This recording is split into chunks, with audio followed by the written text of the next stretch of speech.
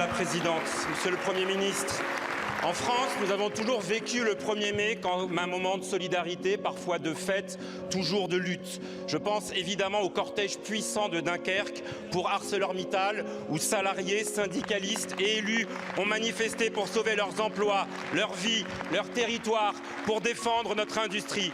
Le combat social, c'est l'essence de notre engagement, les congés payés, la retraite, la sécurité sociale, la dignité au travail. Mais pour nous, socialistes, fidèles à Jaurès, ce combat est indissociable du combat pour la République et du combat pour la paix.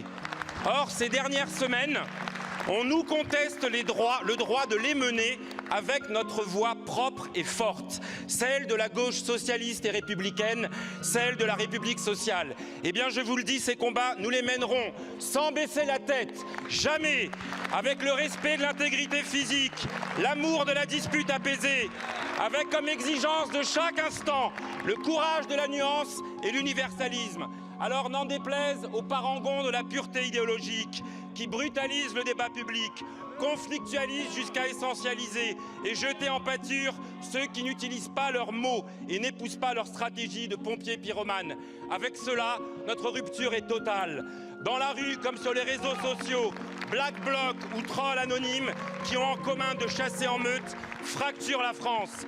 Tout républicain sincère doit proscrire toute parole qui fait le lit de la violence verbale ou physique. Alors oui, au nom du courage, de la nuance et de l'universalisme, personne ne nous empêchera d'être là pour le combat unitaire contre le racisme et l'antisémitisme, comme face au meurtre odieux d'Aboubacar Cissé, cette haine contre les musulmans qui gangrène notre société.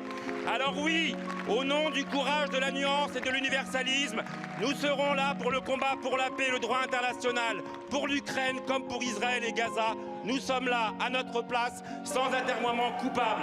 Alors, monsieur le Premier ministre, que comptez-vous faire pour, face à ces menaces qui pèsent sur le débat public, garantir les droits essentiels de notre République, que sont la... Merci beaucoup.